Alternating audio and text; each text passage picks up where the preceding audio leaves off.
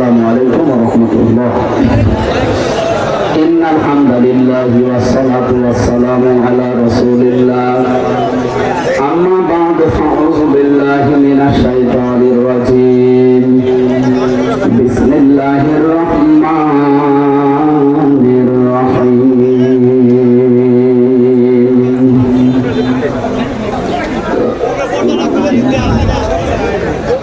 ولقد بعثنا في كل أمة رسولا أن اعبدوا الله واجتنبوا الطاغوت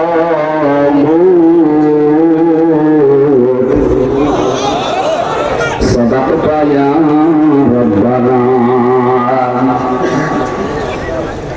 عن معاذ بن جبل رضي الله تعالى عنه قال قال النبي صلى الله عليه وسلم خذوا العفو ما دام عفوا فإذا صار رشوة في الدين ولستم بتاركيه يمنعكم الفقر والحاجة ألا إن روح الإسلام دائرة تدور مع الكتاب حيث دار ألا إن الكتاب والسلطان لا يفترقان فلا تفارق الكتاب إلى آخر الحديث رواه ابن ماجه. وما زادهم إلا إيمانا وتسليما.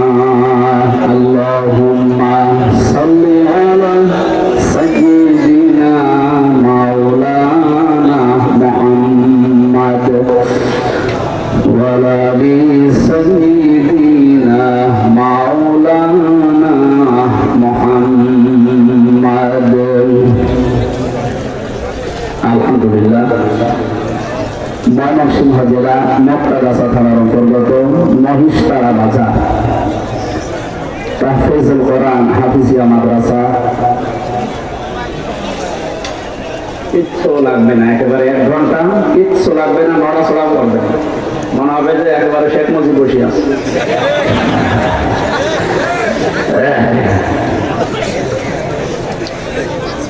মহাবিশ্বের মহাবিশ্বয় আমাদের মালিক, আমাদের মনিব, মহান রব্বুল ইজ্জাত ওয়াল জালালের মুখের পবিত্র বাণী কোরআন কারীম। পবিত্র অনুষ্ঠানের সম্মানিত সভাপতি শাইখুল হাদিস হাজারো আলেমের উস্তাদ শ্রদ্ধাভাজন ব্যক্তিত্ব জনাব মাওলানা বদরুল আলম, উপাধ্যক্ষ মুক্তাগাছা আব্বাসিয়া কামিল মাদ্রাসা, আতালাল্লাহু উমরাহু ওয়া বারাকাল্লাহু ফি হায়াতি। বলেন আমিন। এই মাহফিলে এতক্ষণ পর্যন্ত যারা আলোচনা রাখলেন, সহসভাপতি আছে আলহাজ হাফেজ মাওলানা জয়নুল আবেদিন সাহেব, সাবেক খতিব নতুন বাজার জামে মসজিদ ময়মনসিংহ, আপনাদের এলাকার সন্তান, ইসলামিক চিন্তাবিদ, বিশিষ্ট আইনজীবী, বাংলাদেশ জামাত ইসলামী কেন্দ্রীয় কমিটির প্রচার সম্পাদক, আমাদের অভিভাবক শ্রদ্ধাভাজন বড় ভাই অ্যাডভোকেট মতিউর রহমান আকন্দ, আতালাল্লাহু উমরাহু ওয়া বারাকাল্লাহু ফি হায়াতি। বলেন আমিন। আরো আমার আগে কথা বলেছিলেন আপনাদের এলাকার সন্তান, এখানে আলোচনা রাখলেন হোসাইন আহমেদ মাহফুজ, মাওলানা আব্দুল্লাহ আল আনসারী। উপস্থিত আছেন আমার বিশ্ববিদ্যালয়ের বড় ভাই জনাব মাওলানা আব্দুর রহমান, সম্মানিত পরিচালক, ওলামায়ে কেরাম, সামনে বসা মুসলমান ভাইরা, পর্দার আড়ালের সম্মানিত মা এবং বোনেরা, প্রশাসনের ভাইরা, প্রান্তীয় ময়মনসিংহবাসী, দল মত জাতি বর্ণ ধর্ম নির্বিশেষে আজকের এই অনুষ্ঠান। আমি বললাম না যা করবেন কথা বলবেন না, কথা বলবেন না, দাঁড়িয়ে থাকেন, বসে থাকেন, জায়গা না হলে দাঁড়িয়ে থাকেন। হাদা বায়ানুল লিন্নাস, আল্লাহ বলেন এটা শুধু মুসলমানদের জন্য না, মানুষ পদবাচ্যে যারা বিবেচিত তাদের জন্য আমি কোরআনে বর্ণনা দিয়েছি, বয়ান দিয়েছি। সুতরাং আমরা যারা মানুষ তারা এখানে এসেছি নাকি? কোন মানুষ? জীবিত মানুষ। ওয়ানজালনা ইলাইকা যিকরা লিতুবায়্যিনা লিন-নাস, হে নবী এই কোরআন আপনাকে আমি দিলাম এই কারণে যে আপনি জীবিত মানুষদের সামনে ব্যাখ্যা শোনাবেন। কি মানুষ? লাম ব্যবহার করা হয় যতগুলো অর্থে, তার ভেতরে অন্যতম হচ্ছে লাম ব্যবহার হয় জীবিত মানুষদের জন্য। দুঃখজনক হলো সত্য, 15.5 বছরে জীবিত মানুষকে কোরআন শোনানো খুব কঠিন ছিল। মরে গেছে মানুষ, আপনি কোরআন পড়ে। যারা কোরআনে কারিমের প্রসারে জীবিত মানুষদের সামনে বাধা দিত, তাদের বাবা মারা গেলে আমাদের লেগে বলতো হুজুর কোরআন পড়ি। এখন বাবা মরে গেছে, আমি এখন পড়ি পারবো কি? যতদিন জীবিত ছিল ততদিন শোনালে কাজ হতো। কথা বলে না কেন? সিস্টেমটাই তুলে দিয়েছিল। প্রশ্ন আসতে পারে, কোন জায়গায় তো কোরআনের মাহফিল বন্ধ হয়ে যাক, এইরকম তো শুনি নাই। হ্যাঁ, এরকম শোনেন নাই, 14 জায়গায় অনুমতি নেওয়া লাগবে, এই সিস্টেম ছিল। শুনেছিলাম এক লোক নাকি তার স্ত্রীকে খুব জোরে জোরে কিল দিত। বলছে, কি গো তুমি এত জোরে কিল লাগাও, আমাকে কি রাখবা না? কিলের ওজন থেকে টের পাও না? তার মানে ওরা সরাসরি বলতো না, পাগল হলেও যাতে মাতাল তাহলে ঠিক আছে। জানতো এদেশে 93% মুসলমান বাস করে, আর যাই করে যদি বলি কোরআন চলতে দেব না, তো সেই হোক এশিয়ারের পায়ে আর একটা রাখবে না। এই জন্য কায়দা করে 14 জায়গায় অনুমতি নেওয়ার সিস্টেম করেছিল, ইউনিয়ন পরিষদের মেম্বার থেকে শুরু করে একেবারে মন্ত্রী পর্যন্ত। তারপরও কয়েক জায়গায় অনুমতি দিত না। এই সিস্টেমটা 1000 বছর আগে গ্রহণ করেছিল আবু জেহেল। দারুন নাদওয়ার বৈঠকে আইন পর্যন্ত পাস করেছিল, ওয়াকাল্লাযীনা কাফারু লা তাসমাউ লিহাযাল কুরআন। সব চলতে দাও, কিন্তু মুহাম্মদ যেন কোরআন প্রচার করতে না পারে, এই সিদ্ধান্ত নিয়েছিল আবু জেহেল। কে? শুধু এতটুকু শেষ করেনি, ও বলেছিল লা তাসমাউ লিহাযাল কুরআন, কোরআন যেন মানুষ শুনতে না পারে। আলগাউ ফীহি, হট্টগোল তৈরি করো, মারামারি তৈরি করো, পরিবেশ নষ্ট করে দাও। লাআল্লাকুম তাগলিবুন, আশা করা যায় তোমরা বিজয়ী হবে। ওর ধারণা ছিল যে আমি যে চেয়ারে বসে আছি, এই চেয়ার তো অবৈধ চেয়ার। কি ও জানতো না যে ওর চেয়ার অবৈধ? হ্যাঁ, জবাব দেন না কেন? জানতো না? ভালোভাবে জানতো যে আমার চেয়ার অবৈধ চেয়ার। মুহাম্মদ যেটা কোরআন দিয়ে বলতে চাই, এটা যদি সত্যিই জনগণ জেনে ফেলে, তা আমার চেয়ারে পায়া থাকবে না। আমার মনে হয় 1500 বছর পর ওনাদের আত্মীয় স্বজন যারা আছে, তারাও বুঝে ফেলেছিল যে কোরআনে কারীম মালেরা যা বলতে চায়, এটা যদি আসলে জনগণ বুঝে ফেলে, আমাদের যে চেয়ার, এটা এমনি নড়বড়ি চেয়ার। এই কথা বলে না? এই চেয়ারের অন্তত পায়া জনগণ রাখবে না। এই কারণে তারা এত বাধা দেওয়ার চেষ্টা চালিয়েছে কোরআন। 12 মাসে 13 পূজা হয়, কোনোদিন কোন পূজা বন্ধ হয়ে গেছে আমি তো শুনি নাই। শুনেছেন আপনি? কোরআনের অনুষ্ঠান দেওয়ার পরে এই সময় বন্ধ হয়ে গেছে, এরকম অনুষ্ঠান বাংলাদেশে বহু ছিল। 1500 বছর আগে যে কাজ করেছিল আবু জেহেল, এখন যদি কেউ এই কাজ করে, শুধু নামের পার্থক্য, কামে কোনো পার্থক্য নেই। আমরা যারা মানুষ, আমাদেরকে আল্লাহ কোরআনে কারীম শোনার জন্য নিয়ে এসেছে, আমরা খুশি হয়ে বলছি আলহামদুলিল্লাহ। পিঠের উপরে মারি, আমরা কমন সেন্স নেই না? নাকি আপনি রং করেছেন?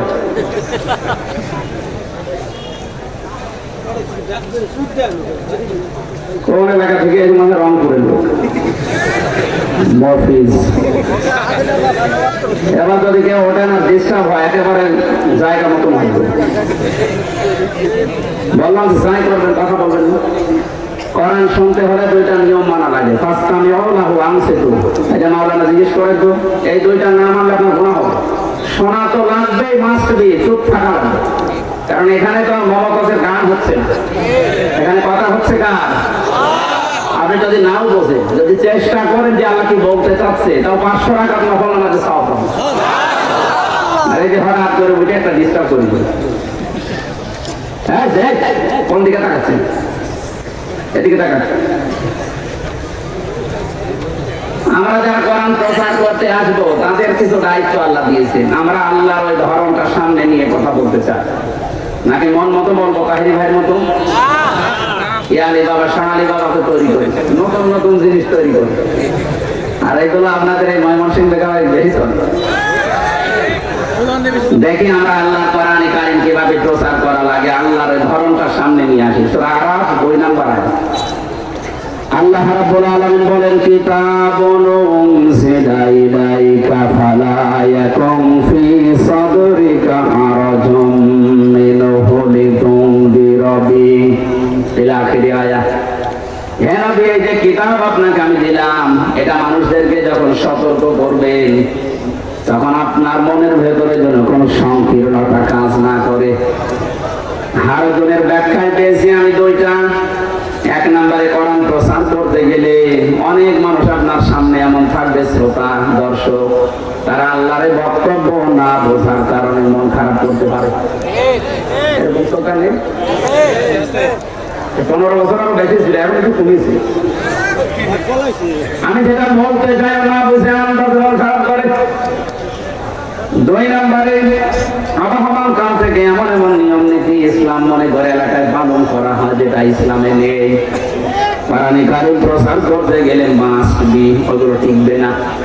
তখন বাধ্য হয়ে ওই মানুষগুলো আপনার কথা শোনার পরে রাগ করবে। শুধু রাগ করবে এতটুকু না, ওয়াইদা তুতলা আলাইহিম আয়াতুনা বায়্যিনাতিন তারিফু ফি ওয়ুজুহিল্লাযীনা কাফারুল মুনকার। সূরা হজের ভেতরে আল্লাহ জানিয়েছেন, যখন আপনি তেলাওয়াত করে ব্যাখ্যা করবেন স্পষ্ট দলিল আর প্রমাণ দিয়ে, দেখবেন কাফের যারা ওরা আপনার দিকে তেড়ে আসতেছে। এই শ্রোতা বাংলাদেশে কম, আগে যদিও ছিল, এখন অনেক কমে গেছে।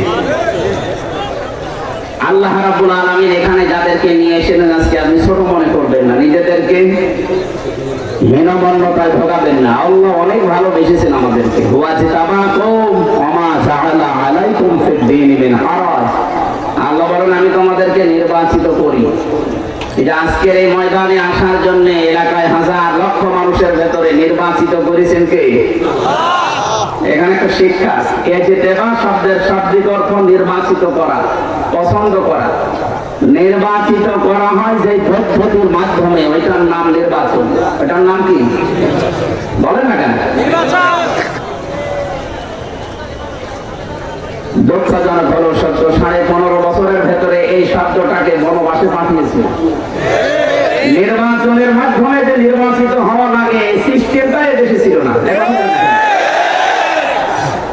অথচ 3-4 দিন ওনার এক আত্মীয় ট্রাম্প আসতে দেরি 3-4 দিন সারা বিশ্বের বিভিন্ন মডেলের কাছে জানাচ্ছে যে আমি নির্বাচিত ছিলাম, আমাকে উৎখাত করা হয়েছে। এত বড় একটা ডাহা মিথ্যা কথা আপনি বলতে পারবেন? আপনার হাজি মানুষ 15.5 বছরে নির্বাচনের মাধ্যমে কেউ নির্বাচিত ছিল, এটা কি কুকুরও বিশ্বাস করবে? আপনি ঘোড়াকে যে বলবেন ও হাসবে। এটা বলছেন, আমার মনে হয় শয়তানও বিশ্বাস করবে। কারণ 154 জন যে নির্বাচনের আগে হয়ে যায়, এটা শয়তান জানে না। দিনের ভোট রাতে হয়ে গেছে, এটাও শয়তান দেখেছে। আমার সাথে এক ওসি ছিল জেলখানায়, উনি আমাকে একদিন তাওবার ব্যাখ্যা করছিলাম ছেলে বসে বসে। উনি শোনার পরে আমার বলছে, হুজুর যে ব্যাখ্যা দিয়ে আমার জীবনে একটা তাওবা। কি তাওবা?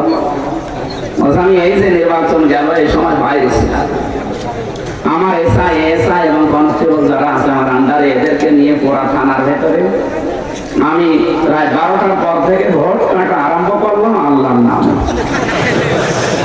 একেবারে এই কোরআনের সামনে এইভাবে বলছিল, আমি আল্লাহর নামে আরম্ভ করলাম, ফজর পর্যন্ত শেষ করলাম। বাক্স ভর্তি করে জায়গা মতো পাঠিয়ে দিলাম। এরপরে আমি গোসল করলাম, ওযু করার পরে 2 রাকাত নামাজ পড়লাম। এরপরে বললাম আস্তাগফিরুল্লাহ। আমার এই তাওবা কি হয়েছে? এটি তাওবা বলে? আমি বললাম তাওবা না, আপনি তো আল্লাহর কাছে দোষ করেন, আপনি হামদার কাছে দোষ করেছেন। একটা এমপি বানাতে 3.5 লাখ 4 লাখ মানুষ লাগে, তারা বলে দেখেন আপনি আমাদের এই রায় দেওয়া ভোট দেওয়া অধিকার, এটা আপনি নষ্ট করে আস্তাগফিরুল্লাহ করছেন। আপনি কি দোষ আল্লাহর কাছে করেছেন? এরকম দোষ দেশে অনেকেই করেছে। সবচাইতে ভয়ঙ্কর বিষয় হচ্ছে, হয়তো হামজার মতো হাজারো হামজা দেশে বেঁচে আছে, তারা মাফ করে দিল আপনাকে, কিন্তু তারা মারা গেছে, আপনি তাদের কাছে মাফ পাবেন কি? এই জন্য আপনার কপাল শেষ, দুনিয়াও শেষ না, আর ওই জালেমদের পক্ষ নিয়ে যা করলেন আপনার আখিরাতও শেষ। ওদেরকে আপনি পাবেনও না, আপনি মাফও পাবেন। এখন যারা বড় জালেম আর মাঝারি জালেম বাদ দিলাম, ওদের তো কোনো পথ খোলা নেই, কারণ আল্লাহ লা ইয়াহদিল কওমাজ যালিমিন, আল্লাহ জালেমদেরকে পথ দেখাচ্ছেন না, দেখাবেন না। ইয়াহদিনা মুজারি, বর্তমান ভবিষ্যৎ, প্রেজেন্ট ফিউচার। জালেম যারা, তাদের কোনো হেদায়েত নেই, এখনো নেই, ভবিষ্যৎও আল্লাহ দেবেন। এই জন্য তাদের কপাল যেহেতু পুড়ে গেছে। আর জালেমরা আল্লাহর মামলা আসান না, কার? বলেন বলেন, আমি কি এটা বানালাম না?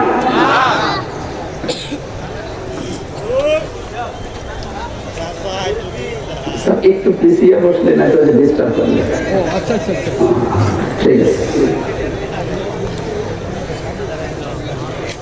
মোমেন সাহেব আসে, আমি যেটা বোঝাতে চাই, বারানি গারিনে সূরা শুরা 42 নম্বর আয়াতের প্রথম অংশে আছে, ইন্নামাস সাবিলু আলাল্লাযীনা ইয়াযলিমুনান নাস। আল্লাহ পাক বলেন, অবশ্যই আমি আল্লাহ নিজে মামলা দায়ের করব যারা মানুষের উপরে জুলুম করছে, করবে। আল্লাহ ইয়াজলিমুনাল মুসলিমুনা দেয়নি, ইয়াজলিমুনান নাস। হিন্দুকে মানুষ না, এই কথা বলেন না কেন? যারা বিশ্বজিতের মতো হিন্দুকেও ছাড়ে নাই, কত মানুষ ছিল। আর যাই হোক, আজকে এদের নিষিদ্ধ করার কারণে অনেক মানুষ মনে দুঃখ পেয়েছে, যা নিষিদ্ধ করে দিল। এই সন্ত্রাসী দলকে নিষিদ্ধ করার মতো 100-র উপরে কারণ আমার জানা আছে, কিন্তু এদের বৈধতা দেওয়ার একটা কারণে আপনার নেই। না, আফসোস করেন কোন কারণে? যেটা বিশ্বজিৎকে মেরেছিল, আমার সাথে তারা ছেড়েছিল, আমার মাঝে মাঝে বলতো, সাহস করলাম কি, আমার এখন ফাঁসির আসামি, আমি এখন যাবজ্জীবন 30 বছর জেল খাটা লাগবে। বেকার বেকার ওদের কথা মতো কাজ করি, আমার দুনিয়াও শেষ, আখেরাত আমি কিছু করতে পারছি না। এখন যদিও আস্তে আস্তে ফিরে আসতেছে। আপনি বলেন তো, আপনি মানুষের উপরে জুলুম করলেন, দুনিয়ায় হামসা যদি মামলা নাও দেয়, আপনি কিন্তু আল্লাহর মামলার আসামি। মক্কা গাছাবাসী শব্দটা ছোট মনে হচ্ছে, এটা থেকে বিশাল ওজনওয়ালা কথা। আপনি আল্লাহর মামলার আসামি। এদেশে 1628 জন মানুষ দায়িত্ব পালন করেছে। এরকম চেয়ারে যারা ছিল, 1628 জন মেন দায়িত্বে ছিল। প্রত্যেকের হাত ছিল বাঁধা, শুধু একটা হাত খোলা ছিল, তিনি পালিয়েছে। ওনাটা বাদ দিয়ে প্রত্যেকের হাত বাঁধা ছিল। কেউ যদি মন মতো কাদের মতো কিছু বলতো না, ওটা ফাইনাল না, কারণ ওখান থেকে আগে আসা লাগবে। এই কয়েকদিন আগে আমার মামলা সব খারিজ হয়ে গেছে। মনে করলাম জিজ্ঞাসা করেন যে আপনার কাছেই তো এই মামলা 3 বছর ছিল, তখন তো জামিন দিলেন না, হঠাৎ কি এমন অহিনাসিল হইল যাদের জামিন দিয়ে দিলেন? আমার এইটাই বলতো, হুজুর আমার কিছু করার নেই, আমার হাত বাঁধা ছিল। কি কথা বলে রাখেন? আজকে যেহেতু আমার হাত খোলা আছে, আর কোনো বাধা নেই, কারণ আমার মামলার নথি দেখার পরে বলছে কি দিয়ে বিচার করবো, এর ভেতরে তো কোনো মাল নেই, কি বিচার করবো, সব বাদ দিয়ে দিল। ওনার একটু হাত খোলার কারণে যদি আমরা এখন ন্যায় বিচার পাওয়ার সম্ভাবনা দেখা দেয়, আমরা চাই দেশের 1628টা চেয়ারের একটা চেয়ারও যেন হাত বাঁধা না থাকে, সবার হাত যেন আবু সাইদের মতো খোলা থাকে।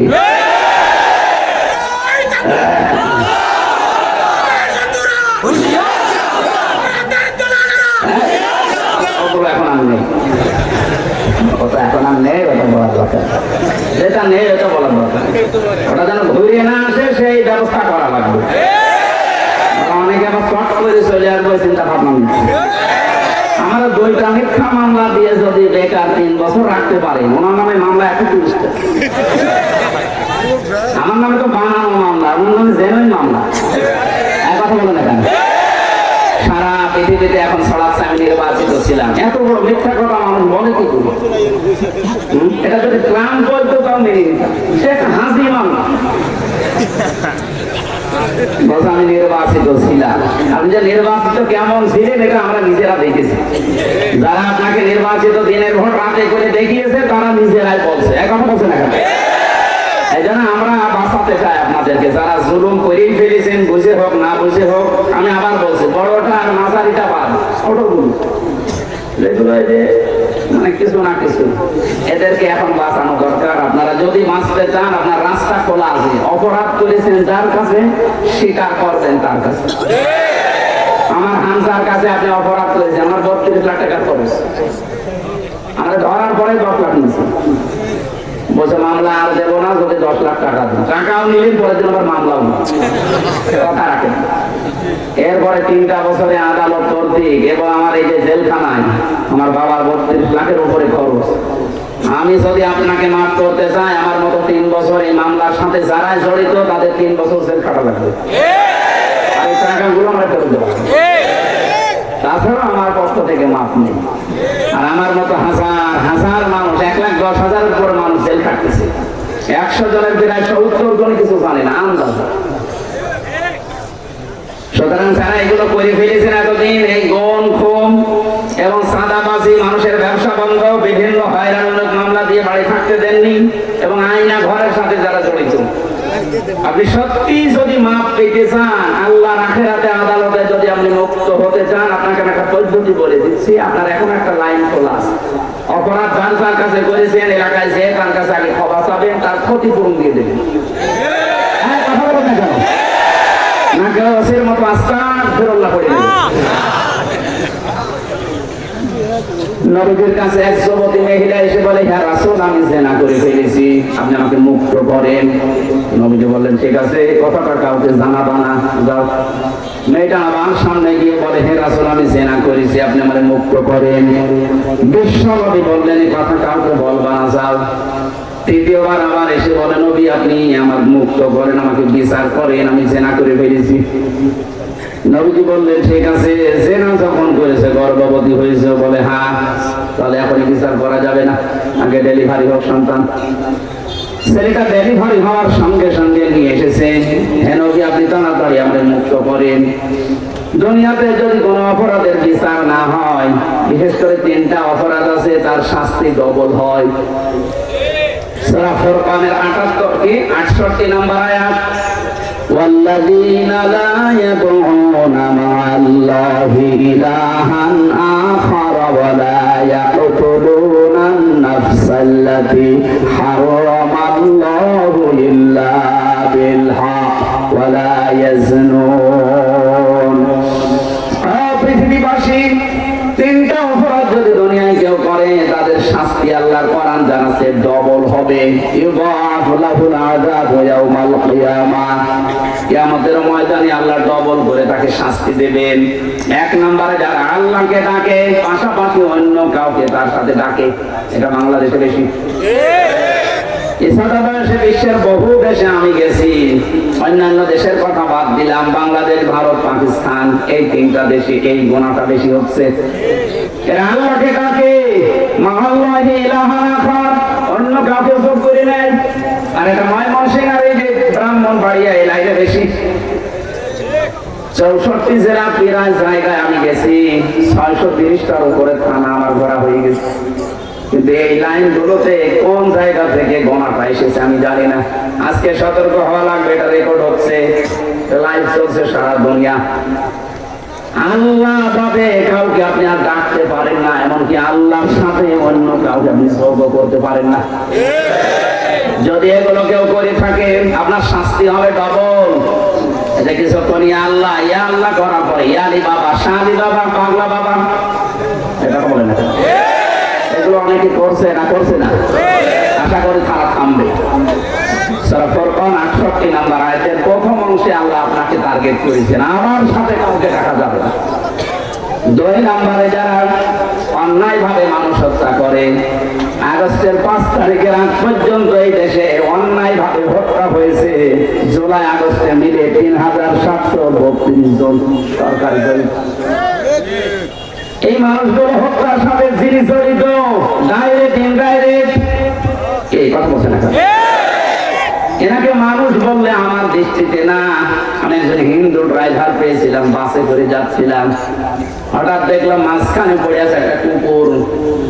ড্রাইভার গাড়ি উপর দিয়ে না দিয়ে বাম দিয়ে চালিয়ে দিল, গাড়ি ঝাঁকি দিয়েছে। ওনার বললাম আপনি এমন করলেন, এখন তো উল্টিয়ে যেত। ড্রাইভার আমার বলছে, দেখছেন একটা কুকুর পড়ে আছে মরে, আমি ডবল করে চাকা চালাবো, আমার বিবেক নেই। আমি বললাম ভাই তো মরে গেছে, ও মরা চিনি ডবল করে মারলে কি আর না মারলে কি? ড্রাইভার আমার থেকে ঘুরে বসো, হুজুর আপনি কি আসলে হুজুর? কেমন হুজুর? আচ্ছা দেখেন যে একটা মরা কুকুর পড়িয়ে আছে, আমি ডবল করে মারবো, আমার বিবেক নেই? এই কথা শোনার জন্য আমি ছিলাম। আপনার নাম কি? সুব্রত বালা, একটা হিন্দু মানুষ।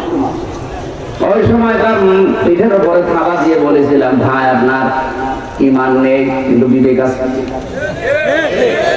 নিকৃষ্ট জীবের ভেতরে কুকুর একটা, ও মরে পড়ে আছে, তারপরও ডবল করে আপনি গাড়ির উপর চাকা দিলেন না, যে আপনার বিবেকে বাধা দেয়।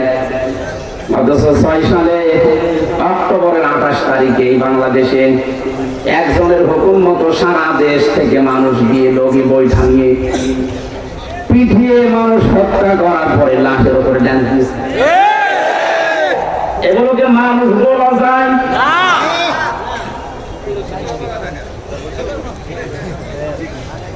বলেন তো, একটা মানুষ মারা গেছে, আমি তো পৃথিবীর কত ইতিহাস পড়েছি, কোন কুকুর মারা যাওয়ার পরে লাশের উপরে কুকুর ড্যান্স দেয় আমি শুনিনি, পড়িও নি, দেখা তো দূরের কথা। অথচ মানুষ হিসাবে এটা দেখলাম বাংলাদেশে মেরে ফেলেছে, লোকটা মারা গেছে, নড়াচড়া বন্ধ হয়ে গেছে, এরপর লাশের উপরে নৃত্য করছে।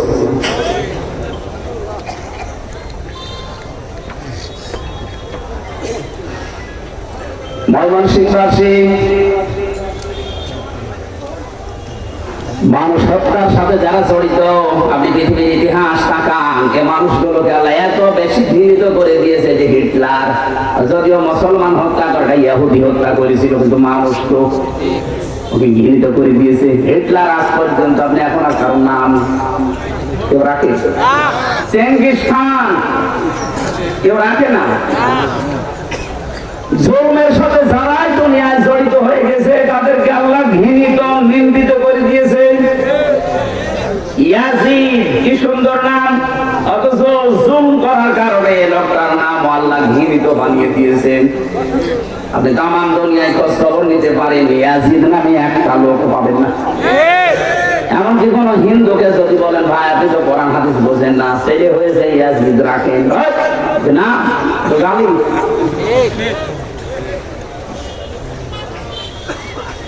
আমি একবার কাবার সাথে তাওয়াফ করার পরে উপর দিয়ে ঘুরছিলাম, হঠাৎ দেখে আমার পেটে ব্যথা। পুলিশকে ডাক দিয়ে বললাম ভাই এতক্ষণ তো আমার ভালোই লাগছিল, হঠাৎ পেটে ব্যথা করছে। পুলিশ আমার বলছে ইয়া হাজি হল হজ্জা তাই না দিলা দোকা। ও হাজি দেশ কোথায়? যেহেতু বাংলাদেশ, বাংলাদেশ থেকে এসেছি। আমার বলছে আপনি জানেন না এটা কোন কোন জায়গা? না তো। আবু জেহেলের বাড়ি। আপনি এখনো পায়খানা না করে দাঁড়িয়ে আছেন? তাড়াতাড়ি কাজ করে দেখি আমার পেটের ব্যথা ভালো হয়ে গেছে। না, আমি হাসির জন্য বলি। আল্লাহ আমাকে জানাতে চাচ্ছে হামজা এত টাকা খরচ করে আসলে আর শয়তানের মুখে পায়খানা না করে চলে যাবো। তাড়াতাড়ি করো। আমার মনে হয় এখন 15.5 বছরে যারা জুলুমের সাথে জড়িত আছেন বা ছিল, যে সমস্ত জায়গায় বসে বসে ইসলাম ধ্বংস করা, মুসলমান এবং আলেমদেরকে ধ্বংস করার জন্য ষড়যন্ত্র করছো, ওই জায়গাগুলো অভিশপ্ত জায়গা। ওই জায়গাগুলো আবু জেহেলের বাড়ির মতো জাতীয় পায়খানা বানিয়ে দেওয়া দরকার। বিশ্বের বিভিন্ন জায়গা থেকে মানুষ আসবে, পেটের ব্যথা হলে কাজ করবে।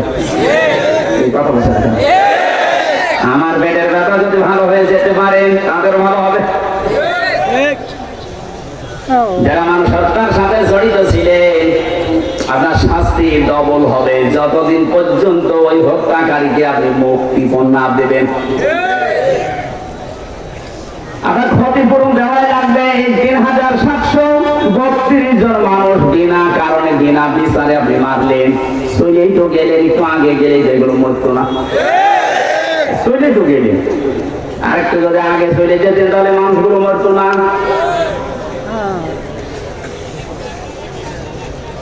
আমরা তো 15.5 বছরে ছিলাম পাগলের মতো।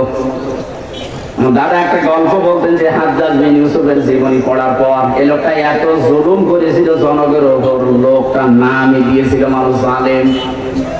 ইয়াদারা এসে বলছে স্যার আপনার জন্য তো বাইরে যাওয়া যায় না, মানুষ শুধু গালি দেয় আপনাকে। কে গালি দেয় দেখি আমি একটু ছদ্মবেশ নিয়ে বের হই। রাস্তায় যাওয়ার পরে দেখে একটা গ্রাম্য লোক, এদিকে আয়। বাদশাহ হাজ্জাজ বিন ইউসুফ লোকটা কেমন, জানেন?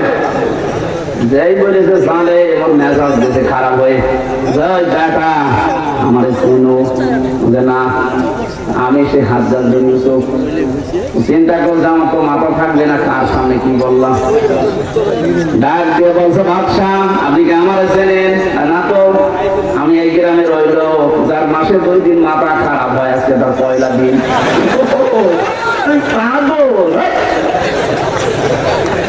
পাগল বলে ওই দিন বেশি টাকা বাঁচার কথা ছিল। আমরা এই 15.5 বছরে ঠিক এই কায়দায় আছি। হ্যাঁ কথা বলছেন? না না আপনি না বলছেন, সাথ বুঝেছি। পাগল বলে আমরা বেশি আছি।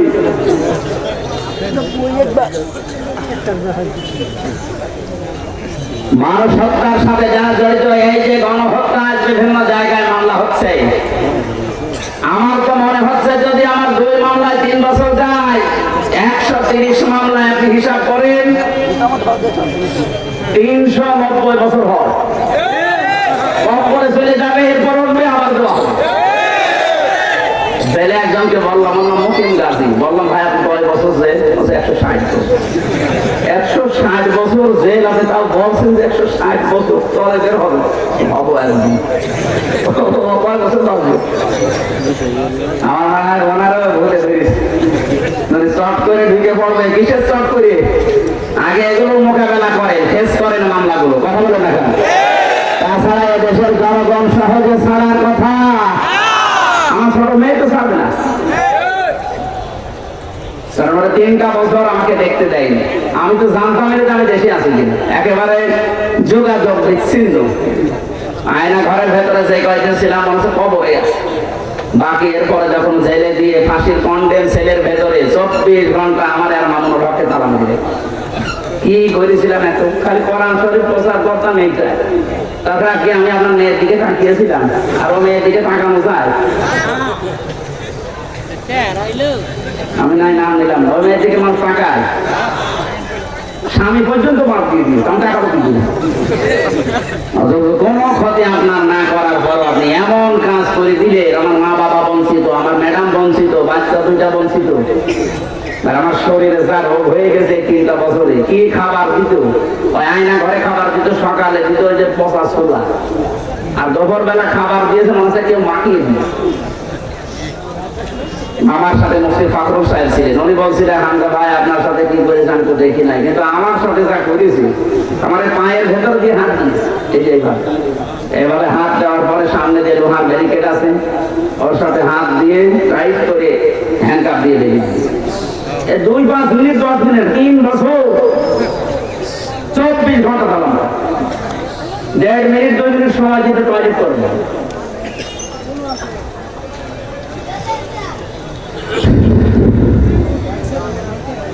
মাটির ওই সুড়ঙ্গ পথ দিয়ে নিয়ে যাওয়ার সময় আমি দেখেছি উপরে শত জায়গায় নখ দিয়ে দিয়ে মানুষ লিখে রেখেছে। কারণ নখই এত বড়, নখ কাটার সময় থাকে 4 মাস 5 মাস পরে একবার নখ কাটতে দেয়। কেউ আছে 8 বছর, কেউ 10 বছর, কেউ 14 বছর পর্যন্ত পড়ি আছে। ওখানে লিখে দিয়েছে একটা মোবাইল নাম্বার, যে ভাই যদি কেউ বাইরে যেতে পারেন এই নাম্বার একটু জানাবেন যে আমি বেশি আছি। আপনি এই কাজ করার পরও এখনো বলেন যে আমি কি করেছি? আপনার কি ডিরেক্ট বুঝে গেছে? আমার তো মাঝে মাঝে মনে হতো যারা এই মাটির নিচে আয়না ঘরে দায়িত্ব পালন করে যায় তারা বাড়ি যেয়ে ঘুমায় কি? এত কঠিন অবস্থা দেখে মুফতি ফখরুলকে দেখেছিলাম একেবারে ওই যে ফাঁসির কন্ডেম ছিল, আমার রুমেছি হাত পা ছেড়ে দিয়ে মনে হচ্ছে যে একেবারে 2 হাত পা ছেড়ে দিয়ে হাত পা আট হয়ে ঘুমিয়েছি। কি ভাই এমন করে থাকে না? বলছে আরে ভাই হামজা এইভাবে থাকা যে কত বড় নিয়ামত, এই যে শুয়ে থাকা এটা যে কত বড় নিয়ামত আমি জানি। 2 মিনিট 5 মিনিট 10 মিনিট 1-1.5 ঘন্টা এভাবে রাখলে নাই পারা যায়? বলেন তো 3 বছর 7 বছর 8 বছর একেবারে রেখে দেয় পারি? এত বড় জুলুম মানবতা বিরোধী অপরাধ করার পরও আপনার দিলে এখনো খোলে না। খোলে না কারণ আছে, কারণ আল্লাহ মহল করে দিয়েছে। আপনারা আজকে যে আয়াত করেছি এর পরবর্তী শব্দ এটা, ইন তাহরিস আলা হুদাহুম, হেনবি আপনি লোক করছেন, আপনি আশা করছেন যে তারা যেন হেদায়েত পেয়ে যায়, হুম দিয়েছেন তারা যেন হেদায়েত পেয়ে যায়, ফাইনাল্লাহা লা ইয়াহদি মা ইউদিল্লু ওয়া মা লাহুম মিন নাসিরিন। কিন্তু না, আল্লাহ যদি কাউকে হেদায়েত দেবে না এই কথা সিদ্ধান্ত নেয়, দুনিয়ায় কাউকে আপনি তার সাহায্যকারী পাবেন না। আমার তো মনে হচ্ছে জুলুম করার কারণে আল্লাহ তাদের উপরে এই সিদ্ধান্ত অলরেডি নিয়ে দিয়েছে। পৃথিবীর ইতিহাস পাল্টিয়ে দিয়েছেন আপনি। আমি 10 দিন থেকে আমার শরীরে যে রোগ, এখন ডায়াবেটিস 19 চলছে, জীবনে ডায়াবেটিস আমি জানতাম না। আমার পেছনের এই হাঁটা এখনো পর্যন্ত ব্যথা, সোজা করতে পারি না। 33 বছর বয়স এখন, আমি এই বয়সে যদি এই হয়ে যাই, মাওলানা মামুনুল হক 53 বছর বয়স, না 3 বছর ছিল আমার পাশে রোগ। এই লোকটার উপরও যে অত্যাচার করেছে, 24 ঘন্টা আমাদের তালা লাগানো। কি মনে হবে কি হয়ে গেছে, বাবার দেশ পেয়েছে, যা মনে লাগে তাই করে, সিসি ক্যামেরা দিয়ে রাখে। আমি কার সাথে কথা বলছি, কার লোকের সাথে, সেইটা উনি ওখানে বসে বসে দেখে। 33 বারের উপরে মামলাটা উঠেছে। সিএমএম কোর্ট, জজ কোর্ট, হাইকোর্ট বলে না, জানলা হবে না, জামিন হবে না। তারপর কোর্ট বানানো দরকার, হ্যাঁ, ন্যায় বিচার কায়েম করছে, ঘোষণা দিতে সব ঠিকঠাক, খালি টাকার পরে টাকা খরচ করে আর মামলার ডেট পিছান। অথচ সেই মামলায় যে 5 তারিখের পর তুলতে দেবে, 1 সেকেন্ডে জানবে। মানুষ হত্যার সাথে যারা জড়িত তাদের শাস্তি একটা না দুইটা, ডবল শাস্তি হবে। 3 নম্বরে ওয়ালা ইয়াজনুন, জেনা করবে না। যারা জেনা করে, এই পৃথিবীতে সবচেয়ে নিকৃষ্ট কাজ আল্লাহর কাছে যতগুলো, তার ভেতরে এটা একটা। অথচ এইটা এখন ওপেন করার জন্য অনেকে চিন্তা ভাবনা লাগাচ্ছে। এই যে সমকামী যারা চালু করতে চাচ্ছে, প্রমোট করছে, এটা নিকৃষ্ট কাজ দুনিয়ায়। আল্লাহর কাছে যত ঘৃণিত কাজ আছে, এই সমকামী তার ভেতরে একটা। এদেশে একটা মুসলমান জীবিত থাকতে সমকামীর এই বিধান বাংলাদেশে কায়েম করতে দেওয়া হবে না ইনশাআল্লাহ। যথাকার মারা যাবো। এদেশে মানবাধিকারের নাম নিয়ে সমকামীদের অফিস খোলার চিন্তায় আছে। এই কথা বলছেন এটা? ট্রাম্প আসার পরে অনেকের দেশে এখন উৎফুল্লতা বেড়ে গেছে। এদের আল্লাহর উপরে এরকম ভরসা নেই যতটুকু ভরসা ট্রাম্পের উপরে। দেখেন, ওদের কিন্তু জাতে মাতাল হলো, আমেরিকা তালে ঠিক আছে, পাগল ছাগল ওরা প্রেসিডেন্ট বানাবে, কিন্তু মহিলার হাতে দেবে না। আর আমাদের এই ভোট এখনো আসে নাই। আল্লাহ নবী সাল্লাল্লাহু আলাইহি ওয়াসাল্লাম লা ইউফলিহা কওমুন, বিশ্বনবী জানিয়েছেন ওই জাতি কখনো সফল হচ্ছে না, হবেও না। লান দিয়েছেন মজারের আগে, যে জাতির মাথার উপরে কোনো নারী বসে আছে। এই 53 বছর এইটাই ছিল। কথা বলে না কেন? আমাদের এখন সিদ্ধান্ত নেওয়ার সময় এসেছে। সফল যদি হতে চাই, সামনে রাখা লাগবে আর রিজালু কাওয়ামুনা আলান নিসা, পুরুষ মানুষ। আল্লাহ নিজে কোরআনে জানিয়েছেন সূরা নিসা 34 নম্বর আয়াতের প্রথম অংশে, পুরুষ মানুষ হবে নেতা, পুরুষ মানুষ হবে কি? সুতরাং ওনারা যারা আছে পেছনে থাকবে, কিয়ামতের আগে দেশের চেয়ারে যেন কোনো মহিলা না বসে। হ্যাঁ, কথা বলে না কেন? ওরা খ্রিস্টান, ওরা বসতেছে, আর আমরা মুসলমান। নবীজি জানিয়েছেন মেয়েদের ভর্তি পুরুষের চাইতে অর্ধেক। আপনি যতই কিছু করেন, সমান সমান করতে পারবেন না। এখানে জেনা করার পরে এই মহিলা চিন্তা করেছিল, দুনিয়ায় যদি অপরাধ মাফ না হয়, আমার কিন্তু কিয়ামতে ডবল করে শাস্তি হবে। ডাক দিয়ে বললেন, হে নবী, আপনি আমাকে মুক্ত করেন তাড়াতাড়ি। নবীজি বললেন, 2 বছর আগে বাচ্চাকে দুধ খাওয়াও, এরপরে আমার কাছে নিয়ে আসো। 2 বছর পরে যখন এসেছে, ছেলেটাকে এক সাহাবীর আন্ডারে দিয়ে দিলেন। নবীজি নিজে বিচার করার জন্য মহিলা সাহাবীদেরকে বললেন, একে মাটির ভেতরে গেড়ে দাও, পাথর নিক্ষেপ করো। আমি শিক্ষার জন্য বলছি হাদিসটা, আপনি জানেন হাদিস অনেক আগে। চারিদিক থেকে যখন বৃষ্টির মতো পাথর চলছে, হযরতে খালিদ ইবনে ওয়ালিদ বলেন, আমি এমন জোরে একটা পাথর নিক্ষেপ করলাম, নাকের উপরে লেগেছে মহিলার। ফিনকি দিয়ে রক্ত আমার শরীরে লাগার পর আমি ভৎসনা দিয়েছিলাম। আমি একটু বরদোয়া দিলাম, আমি নিজেকে একটু তিরস্কার দিলাম মহিলাকে। নবীজির কানে যাওয়ার পরে নবীজি বললেন, খালিদ থামো, এ কথা বলবা না। আমি নবী, তুমি নবী না। আমি যা দেখি তুমি দেখতে পাও না। এই মহিলার যে তাওবা, এই মহিলার যে অনুশোচনা, অনুতপ্ত হওয়া, এই আল্লাহর কাছে যেভাবে বিচার আচার দুনিয়াতে করে গেল, এভাবে যদি কোনো জালেম তাওবা করে আল্লাহ তাকে মাফ করে দেবেন।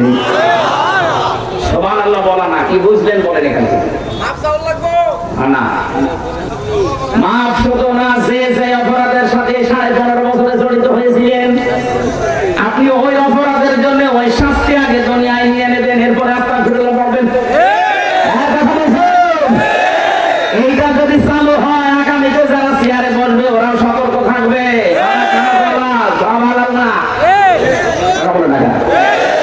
আর এটা যদি না হয়, আগামীতে যারা আসবে তারা আরো ডবল জালেম হবে। এই জন্য এটা আমাদের খুব জরুরি। আমি এই ব্যাখ্যাটা বারবার বলছি এই কারণে, যারা যা করেছেন আয়না ঘরের সাথে যারা জড়িত এরকম অপরাধ আগে শাস্তি করেন, যারা চুরি করেছেন তাদের হাত কাটা হবে। আমার মনে হয় এদেশে 350 এমপির একটারও হাত থাকার কথা না। দরবেশের যদি অবস্থা 36,000 কোটি টাকা দরবেশ, আর বাকিগুলোর হাত থাকার কথা। দরবেশে যদি এই করে, তো বাকিগুলো কি করেছে আল্লাহ জানে, ও জানে। 3 দিন আগে একজনকে ধরে নিয়ে আসছে, কেউ বলছে আমি 10 টাকা 20 টাকা করে জমিয়েছি। 1,25,00,000 15 লাখ টাকা পাওয়া গেছে তার বাড়ি, বলতে 10 টাকা 20 টাকা করে। কিয়ামত হয়ে যাবে টাকা জোড়া করতে। সুতরাং যারা যে অপরাধের সাথে জড়িত ছিলেন এতদিন, এই অপরাধের জন্য যার যা ক্ষতি করেছেন তার ক্ষতিপূরণ দেবেন। কথা বলেন না কেন? যার ব্যবসা নষ্ট করেছেন তার ব্যবসা ফিরিয়ে দেন। যাকে বাড়িতে থাকতে দেননি, ঘরে থাকতে দেননি, তাকে ওই ব্যবস্থার জন্য মাফ করান যে আমি ক্ষতি করে ফেলেছি, এই যে 5 লাখ টাকা আপনাকে দিলাম। এরকম যার যা করেছেন ওই অপরাধের জন্য তার কাছে স্বীকার করে ক্ষতিপূরণ দিয়ে আস্তাগফিরুল্লাহ পড়ে আশা করছি আপনার মাফ হবে। তাছাড়া আর কোনো পদ্ধতি নেই, শুধু আস্তাগফিরুল্লাহ জীবনও আপনার মাফ হবে না। কারণ আপনি তো দোষ আল্লাহর কাছে করেননি, করেছেন আমার কাছে। কথা বলেন না কেন? আল্লাহ আমাদেরকে বোঝার তৌফিক দিন, বলেন আমিন। কোরআনে কারীমের সূরা নাহলের 36 নম্বর আয়াতের 3 ভাগের 1 ভাগ, একটা আয়াতের 3 অংশের 1 অংশ পড়েছি। আমরা কোরআনে কারীম সামনে নিয়ে তাফসীর আকারে কথা বলবো ইনশাআল্লাহ। জবান খুলে আল্লাহর এই আয়াত পড়ে যাবে। আউযু বিল্লাহি মিনাশ শাইতানির রাজীম। বিসমিল্লাহির রহমানির রহিম। ওয়ালাকাদ বা'আসনা ফি কুল্লি উম্মাতির রাসূলান আন ই'বুদুল্লাহা ওয়াজতানিবুত তাগুত।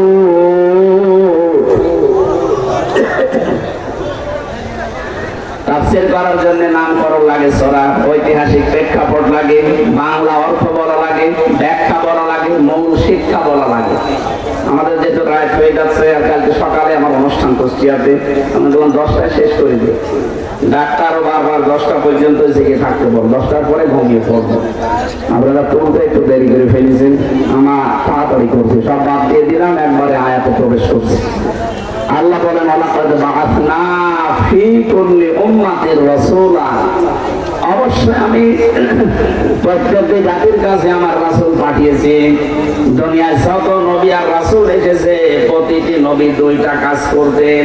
কয়টা? আরো জোরে বলেন। এখন নবী রাসূল আছে, কি আছে? ওলামা আছে। নবীর ওয়ারিস আছে, নায়েবে রাসূল আছে, স্থলাভিষিক্ত নবী যেটা করতেন, নায়েব যারা আছে কিয়ামত পর্যন্ত নবীর উত্তরাধিকারী, তাদের এই 2টা কাজ করা লাগবে। নবীরা বলতেন আনি ইবুদুল্লাহ ওয়াজতানিবুত তাগুত। হে পৃথিবীর মানুষেরা, আল্লাহর ইবাদত করো আর তাগুত বর্জন করো, ছেড়ে দাও। তাহলে নবীদের কর্মসূচি এখানে পেলাম কয়টা? আরো জোরে বলেন। আজকে থেকে আমার নিজের জীবনের কাজও বানানো লাগবে এই 2টা। 1 নম্বরে আল্লাহর ইবাদত করো জাতির লোকেরা। আমি পড়া কোরআন শরীফের ভেতরে দেখবেন, যত নবী আল্লাহ পাঠিয়েছেন, প্রতিটি নবী তার জাতির কাছে প্রথমে এই দাওয়াত দিয়েছেন, ওয়ালাকাদ আরসালনা নূহান ইলা কওমিহি ইলা আখিরি আয়াত। আল্লাহ বলেন আমি নূহকে তার জাতির কাছে প্রেরণ করেছিলাম, তার কওমের কাছে, জাতির কাছে। আসার পরে তিনি বলেছেন আল্লাহর ইবাদত করো। কার? এখন এই যে শব্দটা ইবাদত, শব্দটা অনেক ছোট, কিন্তু এটা এত অর্থবোধক, এত ব্যাপক। কেউ যদি ইবাদত এই শব্দটা বুঝতে পারে, তার জন্য আল্লাহ জান্নাত ওয়াজিব করে দেবেন। এইটাই আমাদের দরকার, কারণ আমাদের বানানোর উদ্দেশ্য এইটা। ওয়া খালাকাতুল জিন্না ওয়াল ইনসা ইল্লা লিয়াবুদুন। আমি মানুষ আর জিনকে তৈরি করিনি, তবে তৈরি করেছি একটা উদ্দেশ্যে, আমার ইবাদত করবে তারা। কি করবে? ইবাদত কি? আমি ইবাদত করা কোরআন শরীফ মিলে 9টি ভাগে ভাগ করতে পেরেছি আমার এই ছোট্ট জ্ঞানে। আপনি মিলাবেন আপনার এই 9টা জীবনে ইবাদত আছে কিনা। এই যে কম্পিউটার নিয়ে আমি একটা নিয়ম নিয়েছি, এর ভেতরে একটা নাম্বার আছে মোবাইলের 01, এইটা বাদ দিলে আসল নাম্বার থাকে 9টা। কয়টা? যে কোনো মোবাইলে আপনি দেখেন, যে কোনো সিম কেনেন, 01 বাদ দেবেন, পুরা আসল নাম্বার থাকবে। বলেন, এই 9টার ভেতরে যদি একটা নাম্বার ওলট পালট হয়, আপনি যত দামি মোবাইল দিয়ে কল দেন না কেন আমার কাছে আসবে? আরো জোরে বলেন। আপনি যত দামি মানুষ দাবি করেন, এই 9টা মোবাইল নাম্বার আপনার জীবনে যদি না মেলে, যার কাছে কল দিচ্ছেন ওর কাছে যাবে না, রং নাম্বারে যাবে। এখন এই 9টা ইবাদত আপনি মিলাবেন, আপনার জীবনে আসলে ইবাদত হচ্ছে কিনা। যদি হয় তাহলে আল্লাহ পর্যন্ত পৌঁছাতে পারবেন। যদি একটাও ভুল হয়ে যায়, এই 9টার আপনার সবগুলো রং নাম্বারে জমা হয়ে শয়তানের ধোঁকায় জাহান্নামে যাওয়া লাগবে। 1 নম্বরে মানুষের ইবাদত শুরু করা লাগবে তার ব্যক্তিগত জীবন থেকে। ব্যক্তিগত জীবনের ইবাদতকে, এই যে মানুষ কথা বলি আমরা, এই কথাও আপনাকে হিসাব দেওয়া লাগবে। কোরআনে কারীম জানিয়েছে, ওয়াকুলু লিন-নাসি হুসনা। মানুষের সাথে যখন কথা বলবা, উত্তম কথা বলবা হাসি মুখে। কেউ যদি ভালো ভালো কথা হাসি মুখে উত্তম ভাবে বলতে পারে, সে সাদকা দেওয়ার সওয়াব। এই কাজটাকে এত ছোট মনে করলে হবে না। এটা ব্যক্তিগত জীবনে একটা ইবাদত শুরু হয়ে যাচ্ছে। অনেক মানুষ এখানে আছে, নামাজ পড়ে, রোজা রাখে, মুখ গোমরা করে থাকে, কথা বলতে চায় না। ইয়াতের ব্যাখ্যা একটা হাদিস পড়েছি আমি। বিশ্বনবী জানিয়েছেন, কোন মুসলমান যদি কোন মুসলমানের সাথে দুনিয়ার কোন বিষয় নিয়ে 3 দিনের উপরে কথা বন্ধ করে মারা যায়, সে যেই হোক ও বেঈমান হয়ে মরবে। এদেশে বহু মানুষ আমরা দেখতে পাই 3 দিন না, 3 বছর না, 30 বছর কথা বলে না। কাজ কি? এটা মুরগিতে ধান খেয়েছে, এই কথা বলছে না। আশা করছি আপনি এইটা আজকে থেকে মিটিয়ে ফেলবেন। এই যে রক্তের সম্পর্ক হাজারো মানুষ নষ্ট করে ফেলে। বিশ্বনবী মুহাম্মদ রাসূলুল্লাহ যেদিন নবুয়ত পাওয়ার পরে বাড়িতে আসলেন, নিজে বলছিলেন আমি ভয় পেয়েছি, আমাকে ঢেকে দাও। হযরতে খাদিজা ওই দিন 5টা কথা তাকে বলেছিলেন। তার প্রথম নম্বরে বলেছিলেন, ইন্নাকা লা তাসিলুর রাহমা। হে নবী, আপনি ভয় পান কেন? হে আবুল কাসেম, হে কাসেমের পিতা, হে আমার স্বামী, আপনি ভয় পাবেন না। কাল্লা, কখনোই না। ওয়াল্লাহি মা ইয়াখজিক আল্লাহু আবাদান। আল্লাহ কখনো আপনাকে ভয় ভীতি দেখাবে না। জিন পরি ভূত পেতনি কিছু আপনাকে ভয় দেখাতে পারে না, কারণ আপনি রেহেমের সম্পর্ক নষ্ট করেন না, আপনি একবার অটুট করেন। ইন্নাকা লা তাসিলুর রাহমা, অবশ্যই আপনি রেহেমের সম্পর্ক ঠিক রাখেন। একটু খেয়াল করেন এই ছোট্ট কথা থেকে হযরতে খাদিজা গ্যারান্টি দিচ্ছেন, স্বামী আমার ভয় পাবেন না, কারণ যারা রেহেমের সম্পর্ক ঠিক রাখে তাদের কোনো ভয় নেই। আজ আমাদের হাজারো নামাজি রোজাদার হজ করে আসে, অথচ নিজের আপন ভাইয়ের সাথে ছোটখাটো বিষয় নিয়ে মনোমালিন্য কথা বলে না। নিজের আপন বোনের সাথে সম্পর্ক ভালো না, এই কথা বলে না কেন? নিজের মা বাবাকে দেখতে পারে না, তাদের সাথে সম্পর্ক রক্তের কিসের? আরো ধরে বলেন। এটা দুনিয়ার বিষয় হলো এত গুরুত্বপূর্ণ হাদিস পড়েছি। বিশ্বনবী জানিয়েছেন, আল্লাহ সব সৃষ্টি কমপ্লিট করার পরে যখন রেহেম, এই যে রক্তের সম্পর্ক, এটা আল্লাহর কুদরতি 5 এতে করে বলেছিল, রব্বুল আলামিন তুমি আমার সম্পর্কে কিছু বললে না, আমি যে রেহেম সম্পর্ক রক্তের, আমার সম্পর্কে কিছু বলো। আল্লাহ বলেছিলেন দুনিয়াতে যারা তোমার সম্পর্ক ঠিক রাখবে আমি তাদের সাথে আছি, যারা তোমার সাথে সম্পর্ক ছিন্ন করবে আমি তাদের সাথে সম্পর্ক কাট করে দেব। সুতরাং এই পৃথিবীতে যাদের আত্মীয়তার সম্পর্ক নষ্ট হয়ে গেছে, রক্তের সম্পর্ক গুলো ছিন্ন করছেন, আল্লাহর সাথে আপনার নামাজ পড়ে রোজা রেখে হজ করেও কোনো সম্পর্ক নেই। আর আসতে বলেন। এবং বিভিন্ন ভয় আপনাকে আল্লাহ ভরে দেবে আপনার শরীরে, আপনার অন্তরে। দুনিয়া আখিরাতের বিভিন্ন ভয় আপনার অন্তরে চাপিয়ে দেবে, কারণ আপনি আসল জায়গায় ভুল করে ফেলেছেন। আর আমার যতটুকু বাস্তবে দেখেছি, এই রক্তের সম্পর্ক গুলো একজন স্বামী সে ছিন্ন করার পেছনে মূল ভূমিকা পালন করে তার বউ। আর ওই বউকে কান পড়া দেয় ওর মা আর ওর বোন। ওখান থেকে শুধু পানি পড়া দেয়, কান পড়ায়। আর কতদিন থাকবি? আলাদা হয়ে যা। অথচ আমার পেছনে 25-30 বছর পর্যন্ত আমার মা বাবা শ্রম দিল, তোমাকে 2 দিন নিয়ে আসতে তুমি আমারে আলাদা করে দিলে তাদের কাছ থেকে। গত 2 দিন আমি আগে গিয়েছিলাম নীলফামারী, কিশোরগঞ্জে একটা বৃদ্ধাশ্রম আছে, দেখার জন্য গেলাম।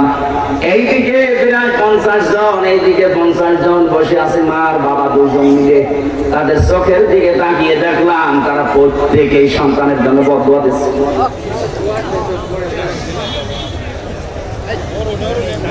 আমি নামাজ পড়তে যান 5 ওয়াক্তের জায়গায় তাহাজ্জুদ মিলে 6 ওয়াক্ত। কিসের নামাজ পড়েন আপনি? আপনার রক্তের সম্পর্কটা ঠিক নেই।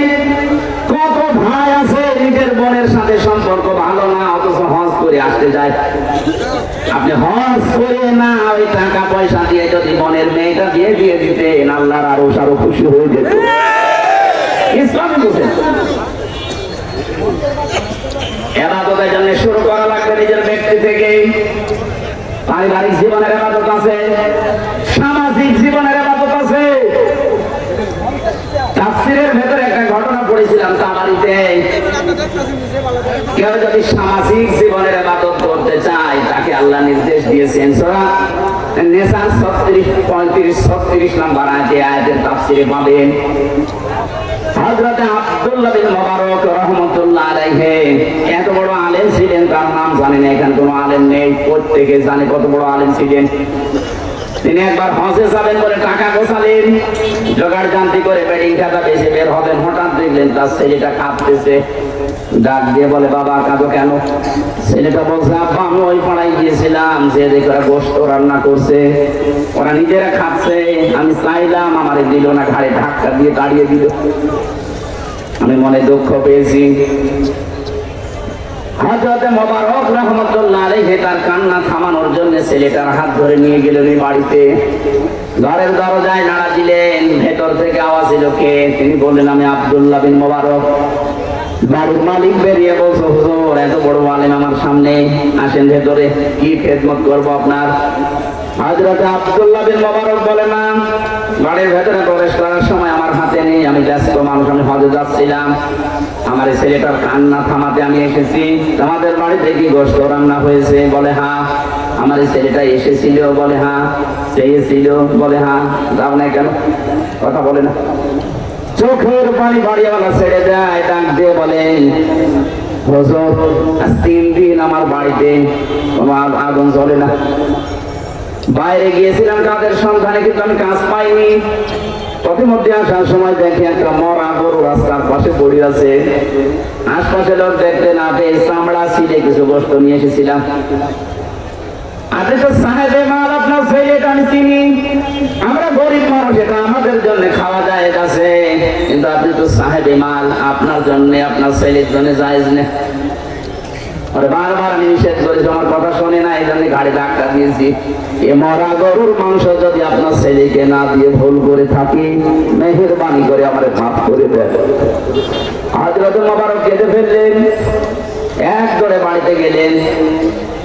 হজে যাওয়ার জন্য যে টাকাগুলো গুছিয়েছেন সব নিয়ে আসলেন। লোকটার হাতে দিয়ে বললেন, ভাই আমি ফরজ হজ করেছিলাম, নফল হজে যাচ্ছিলাম, আমার হজ করার দরকার নেই। এই টাকাগুলো নিয়ে আপনি পরিবারস্থ লোকদের জন্য খাবার কিনে খান, বাকি টাকা আপনি ব্যবসা বাণিজ্য করে প্রতিষ্ঠিত হন। জীবনে এই টাকা আমার আর ফেরত দেওয়া লাগবে না, আমি আল্লাহর রাস্তায় আপনাকে সব দিয়ে দিলাম।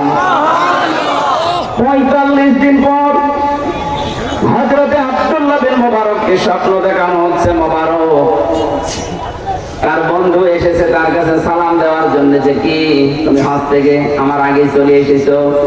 হযরতে মুবারক রাহমাতুল্লাহ আলাইহি বললেন, কই বন্ধু, আমি তো হজে যাইনি এবার। কি বলো তুমি? আমি কাবা শরীফ তওয়াফ করার সময় দেখলাম তুমি আমার সামনে। আমি যখন শয়তানকে পাথর মারতে গেছি দেখলাম তুমি আমার সামনে পাথর নিক্ষেপ করো। সাফা মারওয়া দৌড়াদৌড়ি করার সময় দেখেছি তুমি আমার সামনে। তোমার চেহারা আমার ভালোই মনে আছে, সত্যি করে বলো কবে আসলে? হযরত মুবারক বলে, বন্ধু সত্যি আমি হজে যাইনি, আমার হজের টাকাগুলো আমি একটা গরিব প্রতিবেশীকে দিয়ে দিয়েছিলাম। ওই রাতে তাকে স্বপ্ন দেখানো হচ্ছে, মুবারক তুমি হজে আসো নাই ঠিক, কিন্তু তোমার এই দানটা এত বেশি আল্লাহ পছন্দ করেছে এই গরিব মানুষের জন্য। তোমার একটা সূরা আল্লাহ ফেরেশতাকে ধরিয়ে হজের যত কাজ আছে আল্লাহ নিজে সব সম্পাদন করে দিয়েছে। আর বছরে আরাফাতের ময়দানে যত লক্ষ লক্ষ মানুষেরা এসেছিল, তোমার ওই দানের ওসিলায় আল্লাহ সবার হজ কবুল করে নিয়েছে। শুধু নিজে খেয়ে পরে বাঁচবেন, আশপাশের মানুষের খবর রাখবেন না, এটার নাম ইবাদত না, এটা সামাজিক জীবনের ইবাদত। এই ইবাদত বাংলাদেশে আছে এখন? না, নেই। এই ইবাদত আমরা অনেকে বুঝিও না, করিও না, এটা যে ইবাদত অনেকে জানেও না।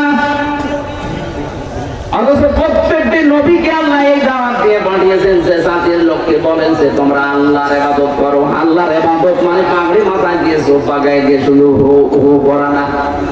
দেখে যখন এশার নামাজ পড়ে আমি ঘুমাতে যাব, কমপক্ষে বাড়ি থেকে 40 ঘর পর্যন্ত একটু খোঁজ খবর নিয়ে ঘুমানো দরকার যদি সামর্থ্য থাকে। আমার মনে হয় সামাজিক জীবনের ইবাদত বাংলাদেশে যদি জারি হয়ে যায়, কোনো মানুষ অনাহারে থাকবে না। এটার জন্য সবচাইতে বেশি দরকার যাকাত ভিত্তিক অর্থনীতি। এটা অর্থনৈতিক জীবনে আমাদের ইবাদত আসলে শুধু ওয়াজ করে এটা হবে না, যতদিন পর্যন্ত যাকাত রাষ্ট্রীয় ভাবে কায়েম করা না যাবে। আর এটা কায়েম করবে ফেরেশতারা। বলে 53 বছর হয়ে গেল বাংলাদেশ স্বাধীন হওয়ার পর, যদি যাকাতের আয়াতটা সংসদে কায়েম করে দিতে পারতাম, বিশ্বের বিভিন্ন জায়গা থেকে হাত পাতা লাগে না, কোনদিন আমাদের হাত পাতা লাগবে না। একটা জরিপ পেয়েছিলাম বাংলাদেশের সাতক্ষীরার কলারুয়া থানার, ওখানে যে ব্যাংকিং গুলো আছে, ওই এলাকার মানুষের যে টাকা পয়সা ব্যাংকে রাখে, একটা থানার হিসাব। ওখানে যদি ওই টাকাগুলো শুধু যাকাত কালেকশন করা হয়, ব্যাংকে যে টাকা পড়ে আছে ওইটা, তাহলে ওই থানায় আর গরিব মানুষ খুঁজে পাওয়া যাবে না। সাতক্ষীরা অত উন্নত জেলা না, একটা গরিব এলাকা। এরপরও কলারুয়া একটা উপজেলা মাত্র, এই একটা থানা 630টা থানা বাংলাদেশে, তার ভেতরে একটা। এই যদি হিসাব হয় সারা বাংলাদেশে আরো বহু ধনী ধনী এলাকা আছে, চট্টগ্রাম, সিলেট, সারা দেশে। আমি দান করতে আপনাকে বলি না, আপনি যে টাকাগুলো পড়ে আছে এমনিতে ছাপা পড়ে যায়, এই টাকাগুলো যদি আমরা নিজেরা হিসাব করে করে সত্যি যাকাত দিতে পারতাম, এই দেশে এই অর্থনৈতিক ইবাদতের সুদ আমাদের কাছে আসতো না। হাজারো মানুষ এখানে বসে আছে, নামাজও পড়ে, রোজাও রাখে, আর টাকা ছেড়ে রাখে। টাকা আছে 1000 টাকা দিলে মাসে মাসে 1200 টাকা পায় না, এলাকায় এটা নেই। 1000 টাকা দিয়ে রাখেন, 1 মাস পরে 200 টাকা করে বেশি দেয়। এটা মায়ের সাথে জেনা করা শামিল। আমি কি বানিয়ে বলছি? বানিয়ে বলে হুজুর ধরতো না। এই মায়ের সাথে জেনা করার এই গুনাহ যারা করছেন, এখনই আজকে থেকে বাদ দেওয়া লাগবে। নয়তো আপনার নামাজ বাদ দেওয়া লাগবে। কারণ নামাজ পড়ে পাবেন কি? নামাজ তো আপনাকে বাঁচাবে অপরাধ থেকে। সে নামাজ যদি বাঁচাতেই না পারে, নামাজও পড়ে আসে, টাকা তুলতে আসে। কুষ্টিয়ার বড় বাজারে দেখলাম আসরের নামাজ পড়ে একজন ঘুরতেছে দোকানের সামনে দিয়ে দিয়ে, প্রত্যেকের সামনে যায়, কি যেন দেয়, নিয়ে চলে যায়। কে মুরব্বি নামাজ পড়ে আসবেন প্রত্যেক দোকানের সামনে, আপনারা দেখি বলছে কিছু না, কিছু না মানে চলে যাওয়ার পরে দোকানদারকে বললাম কি হয়েছে, আমাদের কাছে টাকা ছেড়ে রেখেছে, প্রতি মাসে মাসে টাকা ছেড়ে রেখেছে। ওই টাকাগুলো প্রতি মাসে মাসে ওখান থেকে 1000 টাকা দিলে 200 টাকা বেশি দেওয়া লাগে, সেই টাকা আজকে কালেকশন করতেছি, অথচ নামাজ পড়ে পড়ে বসে বসে আল্লাহর নামে জিকির করছে, মসজিদে আসরের নামাজ পড়ে কোন জায়গায় যায় না, কিচ্ছু করে না, শুধু এই ধান্দায় আছে। একদিন বলেও ফেলেছি, মুরব্বী কি কাজ করেন আপনি এই শহরে, টাকা লাগে থাকতে, আপনার তো কোনো কাজ দেখি না। আমার বলছে, বাবা আমার গোপন ব্যবসা আছে। কি ব্যবসা? আমার বাবার জমি ছিল বড় বাজারে, এটা বিক্রি করে ব্যাংকে রেখে দিয়েছি, ওখান থেকে প্রতি মাসে মাসে কিছু লাভ আসে, ওটা তুলি খায়, আর আমি আল্লাহ করি, তো সুদ হবে আমি জানি, সুদ খেলে গোনা হয় ওইটাও জানি, এই জন্য টাকা আমার নামে না, টাকা আমার বোন নামে। কত বড় চালাক মানুষ, তো জানে যে সুদ খেলে গোনা হয়, টাকা ওর নামে রাখে না, টাকা ওর বোন নামে রাখে। এরপরেও যদি গোনা হয়ে যায়, ওই যে জিকির করি, ওই জিকির আর এই টাকা আমার কাটাকাটি হয়ে যাবে, মাঝখানে আমি জান্নাতে চলে যাবো। খাও আজ আমাদের না বোঝার কারণে অর্থনৈতিক জীবনে মায়ের সাথে মানুষ জেনা করছে, এরপরও ছাড়তে পারছে না। কথা বলেন ঠিক কিনা? রাজনৈতিক জীবনে ইবাদত আছে, সাংস্কৃতিক জীবনে ইবাদত আছে, ধর্মীয় জীবনে ইবাদত আছে, রাষ্ট্রীয় জীবনে ইবাদত আছে, আন্তর্জাতিক জীবনে ইবাদত আছে। এখন যে বিশ্ব চলছে, সবচেয়ে বড় ইবাদত আমাদের দরকার এখন আন্তর্জাতিক জীবনে। কোরআনে কারিমে এবার আমাদের ফর্মুলা দিচ্ছেন, যারা মায়েরা 51 নম্বর আয়াত, যারা দায়িত্বে আছেন তাদের এটা শোনা এবং মানা খুব দরকার এখনই। ইয়া আইয়ুহাল্লাযীনা আমানু লা তাত্তাখিযুল ইয়াহুদা ওয়ান নাসারা আউলিয়া বা'দুহুম আউলিয়া ও বা'দ ওয়া মান ইয়াতাওয়াল্লাহুম মিনকুম ফাইন্নাহু মিনহুম ইন্নাল্লাহা লা ইয়াহদিল কওমাজ জালিমিন।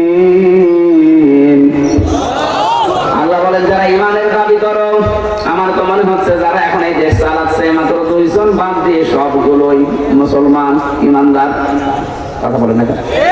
2 জন নাই বেধর্মী আছে, বাদ দিলাম তাদের, বাকি যা আছে অন্তত যেভাবে হোক মুসলমান। তো কি তাদের নামের আগে আপনি চিঠি লিখতে পারবেন? ডক্টর মোহাম্মদ ইউনূস, এই কথা বলছে না? দুইটা নবীর নাম একসাথে নিয়েছে, মোহাম্মদ আর ইউনূস। এরপরে বাকি যেগুলো আছে শুধু 2 জন বাদ দিয়ে বাকি সবগুলো যেহেতু মুসলমান দাবি করছে, তাদের এই মুহূর্তে আন্তর্জাতিক জীবনের ইবাদত হবে।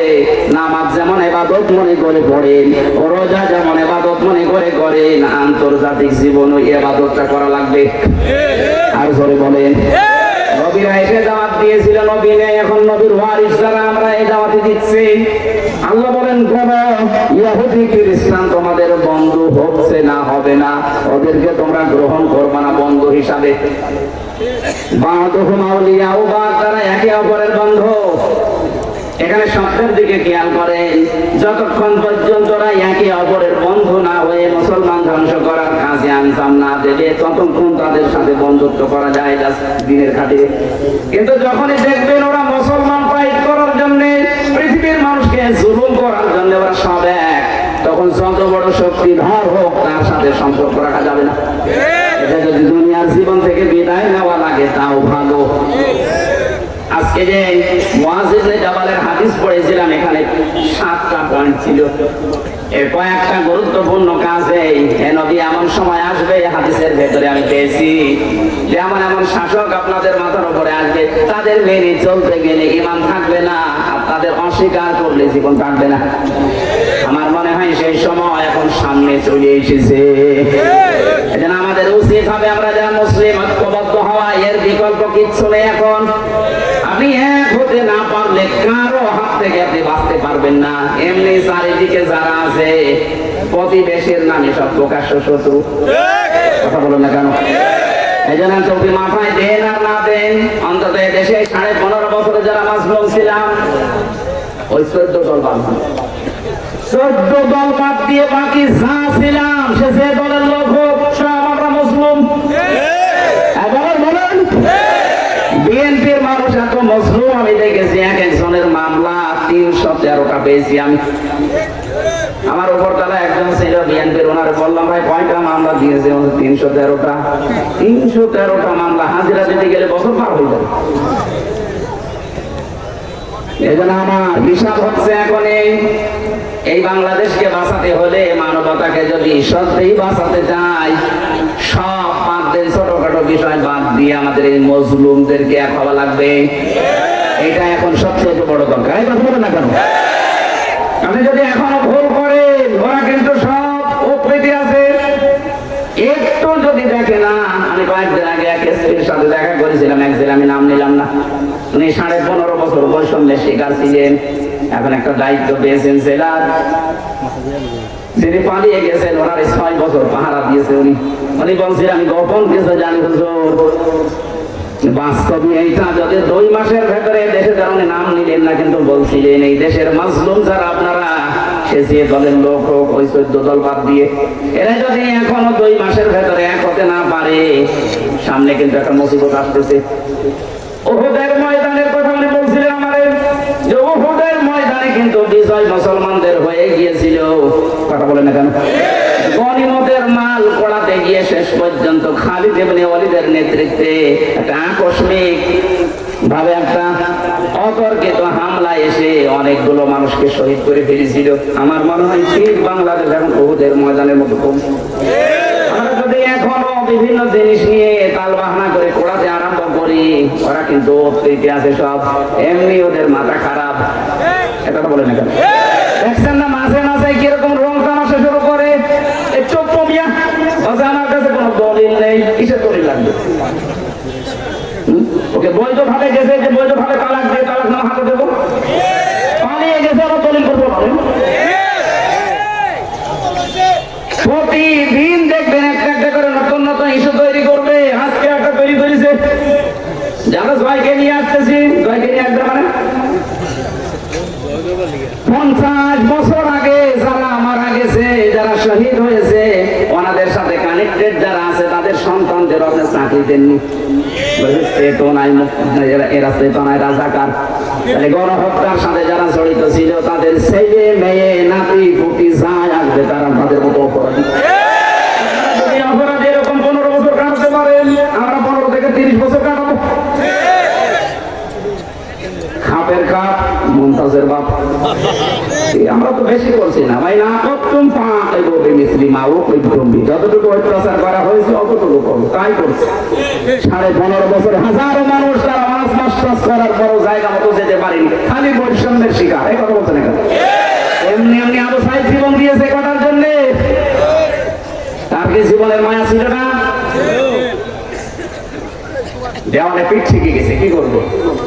এই জন্য আমরা আশা করছি যারা দায়িত্বে আছেন, আন্তর্জাতিক এখন যে ষড়যন্ত্র চলছে, এগুলো মোকাবেলার জন্য বাংলাদেশে অন্তত সব ভুলে যাওয়া লাগবে। মুসলিমদের এক হওয়ার সময় এখন। মাওলানা মামুনুল হক আমাকে মাঝে মাঝে বলতেন, হামজা বাইরে থাকতে ভাবতাম কি, আর ভেতরে এসে কি দেখছে? আমি যদি সত্যি বাইরে আমরা যেতে পারি, জীবনের সবচেয়ে বড় টার্গেট হবে মানুষকে এক করা, তাই করার চেষ্টা করি। যদিও বেড়ে দিচ্ছে না, বলতে পারলাম না। কথা বুঝতে হবে ভাই, কথা বুঝতে হবে। আমি সব এলাকার যদি লাইন করে একটা একটা করে বলতাম, এই 9 ঘন্টা সময় দরকার এক একটা আয়াতের উপরে, শব্দের উপরে কত কথা এক একটা। ইবনে কাসির হাজার কথা লিখা আছে। আমি আন্তর্জাতিক বিষয়টা বলছি এই কারণে, আমাদের উহুদের ময়দানের মতো এখন শুরু হয়ে গেছে। আমরা এখন সব বাদ দিয়ে দিই। মির্জা আব্বাসের বক্তব্য শুনেনি কয়েকদিন আগে, যে জীবনে যদি কিচ্ছু না পায়, অন্তত জানেন যে চলে গেছে, এইটাই আমার জীবনের বড় সান্ত্বনা। আমাদের জীবনে এইটাই সান্ত্বনা হোক, কিছু পায় আর না পায়, অন্তত কথা তো বলতে পারছি। এটা কত বড় নিয়ামত আপনি টের পাচ্ছেন না? বহুবার আমি এই মুক্তাগাছা, এই মধুপুরে যে ঘুরে গিয়েছে, কোথায় কুষ্টিয়া, কোথায় মুক্তাগাছা, আসার পরে জানেনরা সব কমপ্লিট না, কথা বলতে যাওয়া যাবে না। কি কথা কি তোর বাবা তৈরি করে? কথা তৈরি করে আমার আল্লাহ। আল্লাহ মাহুল বায়ান, আল্লাহ বলেন আমি বায়ান শিখিয়েছি। বিজ্ঞান বলছে কথা তৈরি হতে 27টা স্তরে ধাক্কা লাগে। এই যে এখানে 27টা স্তর আছে, এতগুলো স্তরে ধাক্কা লাগার পর একটা কথা তৈরি হয়। শেষ নাম্বার যেটা, এখান থেকে আল্লাহ নিজে বের করে দেয় কথাগুলো। আর এইটাই বন্ধ করে রেখেছিল এই জালিমরা। সারা দেশের মানুষ কথা বলতে পারতো না, এই কথা বলেন না কেন? যত এখন সে কথা বলতে পারছি মন খুলে, এইটাই আমাদের জন্য নিয়ামত। এটা যেন নষ্ট না হয়। আমরা আবার উহুদের ময়দানে সাহাবীদের মতো একটু ভুল করলেই কিন্তু আবার কাছে পড়ে যাবে। এই জন্য আহ্বান জানাচ্ছি, যারা মজলুম তাদের কোনো দল নেই, তারা সব এক। যারা তারেক জিয়া সাহেবের পিএস এবং তার বন্ধু দুইজনই আমার সাথে, একজন উপর তলায়, একজন পাশের বিল্ডিং এ। কারো 17 বছর জেল খাটতে হলো, আর কেউ 7 বছর। এই যে অপু ভাই, এই মানুষগুলো বাইরে এসে আমাকে ভেতরে বলতো যে আরে কি মনে করতাম বাইরে, আর এ কি শুরু হয়েছিল, সবগুলো নিয়ে এসে আমাদের মাজলুমদেরকে এক জায়গায় রাখি, আর বাইরে আমরা দল বিভক্ত। এটা আমরা করতে দেব না। সুতরাং ওরা যদি দেখবেন যে কাফের মুশরিকরা একে অন্যকে সাহায্য করছে মুসলমান টাইট করার জন্য, তখন ওদের সাথে আর সম্পর্ক রাখা যাবে না। এটা দুনিয়া থেকে বিদায় দেওয়া ভালো, বেঁচে থাকার জন্য। যখন দেখবো না ওরা সাহায্য করছে না, তখন আপনি আন্তর্জাতিক বিষয়গুলো তাদের সাথে কম্প্রোমাইজ করেন।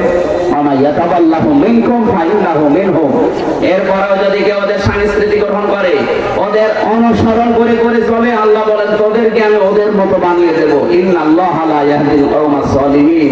জালেমকে আমি আল্লাহ পথ দেখাচ্ছি না, দেখাবো না। তাগুতকে বর্জন করো। তাগুত কি? মানুষের তৈরি করা আইন। আশা করছি কথাটা মেনে নেবেন। মানুষের তৈরি করা আইন দুনিয়ায় যারা প্রতিষ্ঠা করতে চায়, কায়েম করতে চায়, এরা তাগুত। যাই হোক, আল্লাহ আমাদেরকে হেফাজত করুন, আমিন। জেলে বসে বসে অনেকগুলো বই লিখেছিলাম, তার ভেতরে 3টা বই পাবলিশ করার সুযোগ পেয়েছি। সৃষ্টি জগতের কিভাবে আল্লাহ সূচনা করেছিলেন গুরুত্বপূর্ণ তথ্য দিয়ে, রেফারেন্স ছাড়া করে বাইরে এসে ওগুলো রেফারেন্স দিয়েছি। আমার গাড়িতে পাওয়া যাবে, যারা সময় নিয়ে যাবেন আপনারা। মেয়েদের জন্য আছে, পুরুষের জন্য আছে। আল্লাহুম্মা আমিন। লা ইলাহা ইল্লা আনতা সুবহানাকা ইন্নী কুনতু মিনাজ জালিমিন। আল্লাহ তাআলা কোরআন কারীম শোনার জন্য আমরা এতক্ষণ বসেছিলাম। যে যেই নিয়ত নিয়ে বসে আছি, আমাদের সায়েন্স আশাগুলো পূর্ণ করে দাও। এ মাহফিলের আয়োজন করতে গিয়ে তোমার যে বান্দারা শ্রম দিয়েছে, আল্লাহ এদের শ্রমগুলো কবুল করে নাও। সম্মানিত সভাপতি হাসান আলেমের উস্তাদ জনাব মাওলানা বদরুল আলম, আল্লাহ তোমার এই গোলামকে আলেম হিসাবে মঞ্জুর করো। সহসভাপতি মাওলানা সাইনুল আবেদিনকে কবুল করো। আজকের মাহফিলে যিনি দায়িত্বে ছিলেন আমাদের অ্যাডভোকেট মতিয়ার রহমান আকন্দ ভাই, রাজনৈতিক বিভিন্ন দলের মতাদর্শের লোক যারা আছে, আল্লাহ তোমার বান্দা হিসাবে আমাদেরকে কবুল করে নাও। সম্মানিত মা বোন যারা পর্দার আড়ালে বসে আছে, এদেরকে খাদিজার মতো বানিয়ে দাও। এদের মনটা তুমি ন্যারো মাইন্ডের বানাবা না, এদের মনটা তুমি ব্রড মাইন্ডের তৈরি করে দাও। আল্লাহুম্মা গফিরলি ওয়ারহামনি ওয়াহদিনি ওয়াফিনি ওয়ারযুকনি ইয়া রাব্বাল আলামিন। আমার আলমগীর ভাই সহ, রফিকুল ভাই সহ যত মানুষ এই মাহফিলের জন্য বিভিন্ন কায়দায় চেষ্টা চালিয়েছে, আল্লাহ মেহেরবানি করে তাদের কবুল করো রব্বুল আলামিন। আগামীতে কোরআনের প্রচারের জন্য মাহফিলটা আরো বড় করে কবুল করে নাও। নবীদেরকে পাঠিয়েছিলে তুমি ইবাদত ইবাদত ইবাদত এবং তাগুত বর্জন করো, এই দাওয়াত দিতে তারা নেই। তাদের উত্তরাধিকারী হিসাবে আমরা এখন প্রচার করছি। আল্লাহ ইবাদতকে বুঝে করার তৌফিক আমাদের দান করো। আমি সহ যারা শারীরিকভাবে অসুস্থ আছি, আল্লাহ আমাদেরকে শেফায়ে কামেলা আজেলা নসিব করো রব্বুল আলামিন। 4 বছরকে আমরা একটু দেখতে চাই, কোরআন দিয়ে এই দেশটা চলছে।